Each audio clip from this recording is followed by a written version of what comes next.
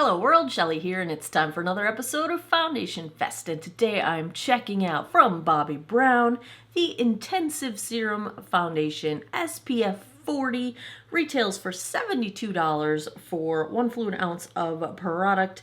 I count 23 shades on Sephora's website. It is currently getting 4.6 out of 5 stars with over 200 reviews. It is described as a serum foundation that is powered by 25 skincare ingredients and leaves skin smoother, plumper, and more radiant. Medium coverage, radiant finish. The SPF is listed as over 30 because the darker shades are an SPF 30 and the lighter shades are an SPF 40. This one is SPF 40. This is shade Cool Ivory. It is a combo chemical and mineral sunscreen. It's got ingredients that replenish skin's natural energy, moisture complex with hyaluronic acid, vitamin E, UV filters, free of parabens, formaldehydes, phthalates, mineral oil sulfates, SLS, SLES, and triclosan. And it is listed as a Clean at Sephora product, which I didn't realize Bobbi Brown had gotten into the clean movement. It's also alcohol free. So that's what we got going on. Let's take a look at Cool Ivory swatched against a few others in my collection. Swatch time. First up is today's foundation from Bobbi Brown, the Intensive Serum Foundation SPF 40 in shade Cool Ivory. Second, I've got from Estee Lauder, the Double Wear Stay in Place in 1C1 Cool Bone. Third up is MAC Studio Sculpt in NW15. Fourth is the Wet n Wild Tinted Hydrator in shade Fair. And last I've got from Misha the Perfect Cover BB Cream in shade 21. I've already cleansed, moisturized, and sunscreened this 47-year-old face. I've got a little bit of the Wet n Wild Impossible Primer going on. This packaging is gorgeous. It's a glass bottle, beautiful engraving of the Bobbi Brown logo on the cap. It is just really, really, really pretty. It feels very fancy. Let's see how it looks. It is, in the instructions, they recommend using a brush for application, so I'm just going to go ahead and go that route and follow what I'm being told by the instructions. We'll do a half and half face. This is looking like it's probably going to be a good color for me. It's so hard to tell. Ooh, it's fragranced.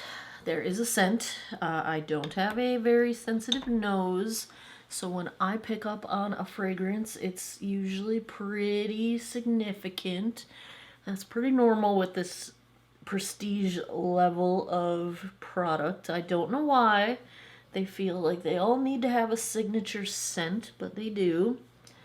I wish they would get all of the fragrance ingredients out of my facial products, especially when they're touting skincare as one of the highlights of this foundation. Putting fragrance ingredients on your skin over time for a lot of people becomes sensitizing, and once you're sensitive to it, boom, good luck finding stuff without fragrance in it. It's just not the easiest task in the world, and it's not really super reversible once you get to that point. So you don't want to get to that point. Okay. Really pretty finish, super light coverage. I would call this very light. It is doing some evening out of redness. I look on my chin for that because that's where I am the most red. Very, very, very pretty finish. Like, this is a really pretty skin-like finish. I'm going to try and see if I can get a little more coverage over some of my sunspots. But let's get the rest of coat 1 on this face, shall we? I think I really like this shade too. I was a little nervous because the shades, it described this as being for very light skin, and I mean, I'm fair, but I'm not the fairest of the fair. I'm like, usually, depending how many fair shades there are, I'm usually the middle to the darker end of fair. In the summertime, I can pull off light because even though I wear sunscreen like a crazy amount of it. I still do usually get a shade and a half darker in the summertime, so I can go the low end, the light end of light in the summer, but most of the year I'm mid-range fair. But this does not seem too light at all. My fear was it was going to be too light, and I don't think it's too light. This is not the lightest shade. There are some lighter shades, and so if you are more fair than I am, that may be nice. This is pretty. Let's see if we can get a little more coverage. I still have some left. Let's get, you know where I'm going. The old blue blood vessel, the sunspots. This is kind of like priority coverage for me. And what's left, I'm going to take on my red chin. Let's see if we can get a little more building.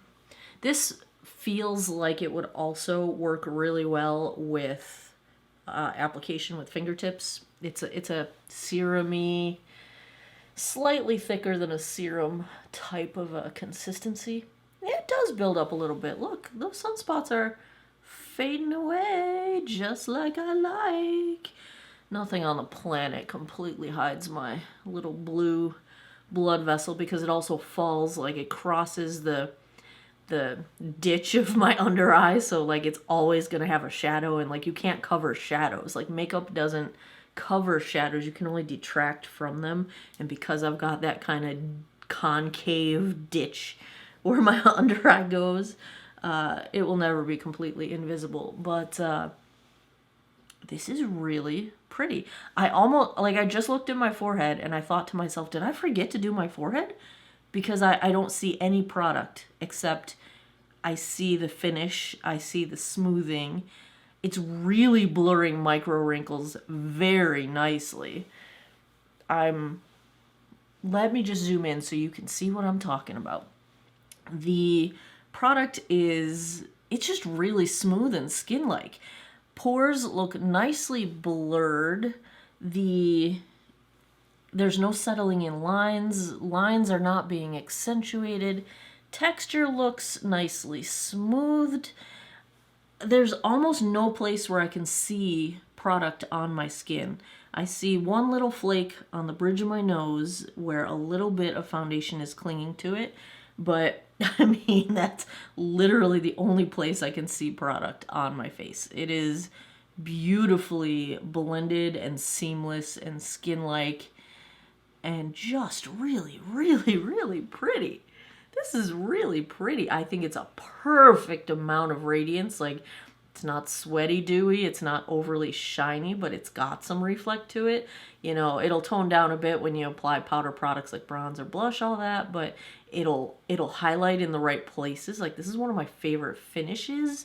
When we're talking about a radiant finish, I'm stoked. I'm looking at myself in the monitor. That's what I'm looking at. I think I like this. Let's see how it holds up to the rest of my face. It is 11:26 a.m. Let me put the rest of my makeup on. I will be right back. Back with the Bobbi Brown Intensive Serum Foundation. It's intensively pretty. I'm so digging this whole vibe. Love it, love it, love it. We'll see how it performs. On the rest of my face, I've got the Charlotte Tilbury Airbrush Matte Bronzer in shade 2, Clarins Jolie Blush in Cheeky Baby, Natasha Denona Super Glow, all the usual suspects on my face. My eyes are the ColourPop Stone Cold Fox palette. This is one of those, if I was stranded on a desert island, level of love for that eyeshadow palette. Mascara, Flower Lash Warrior. Brows are the new e.l.f. Brow Lift, which is fantastic and is totally going to replace my holy grail, ABH Brow Freeze, which I will use the rest of it. You know, we don't want to be wasteful. Ooh, $6. Love it, love it. Lip, where did it go? Okay, I can only find the other color. I literally just put it on my face. Here we go. It's right here. Flower Beauty Lip Mask in Nectar. And this is how we are going to start out the day. I will come back with a daylight check-in. I am filming this on the day I go back to campus. So but I only have a night class today. So I think I will get the daylight check-in in before I've had to wear a mask.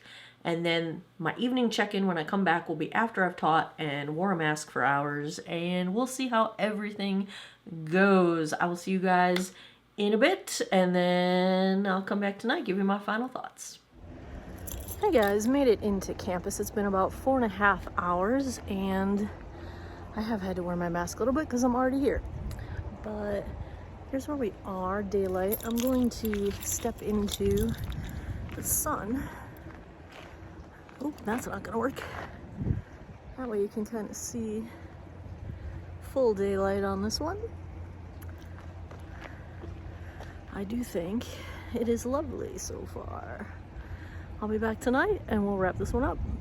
11:04 p.m. That puts us approaching the 12-hour mark with the Bobbi Brown Intensive Serum Foundation. Let's take a look at how it held up. You saw that for several hours I wore a mask, and not just my lightweight masks. In the current state of our numbers, I'm now wearing KN95s at work, and so that has a tighter seal around my face than the plain old, the other masks I wore previously. And so in light of that, I think this held up really well. The areas where there's no masking, like my forehead, for example, I think still look really good. Like, quite nice. Finish looks very similar to where it started out. I don't see any caking, no pilling, no settling into lines, no dehydration, no dryness, nothing like that. The areas where the mask sits, I'm surprised at how much coverage I lost on my chin because, you know, the mask kind of anchors itself under my chin and I don't feel like it rubs my chin a lot, but maybe it does. I don't know. This is the first review I've done with that kind of mask on for any length of time. So I did lose some coverage on my chin, but I don't think it looks obvious that I had a mask on. Like, I can't tell. There's no, like, line of demarcation where I've lost all my foundation or anything like that. It's pretty graceful. Now, I did have to blow my nose half a dozen times. Just, yay, winter. And so ignore the missing coverage off my nose because that is me blowing my nose. Pretty much nothing survives that. Let's zoom in and let me show you guys what we got going on with this one. The coverage around my nose obviously is gone. We are down to bare skin at the end of my nose, but ignoring that, my upper lip, which is a little bit dry right now, doesn't really have any issues with product clinging or anything like that. I can still see a little bit of foundation that stayed put. I don't have any settling into my smile lines, not really any settling into my deeper chin lines. My cheeks, blush, bronzer, highlight are still intact, and like I said, the mask kind of goes on the lower end of that area, so I think it stood up to that pretty well. I can't really tell that anything's been disturbed. I did take this up under my eyes just a little bit, and it doesn't seem to have caused any issues with settling into lines. There's no bunching up on the texture between my eyebrows. Nothing settling into my little motion lines where my crow's feet are starting to form. No settling into my forehead lines. Really, I think everything looks really good.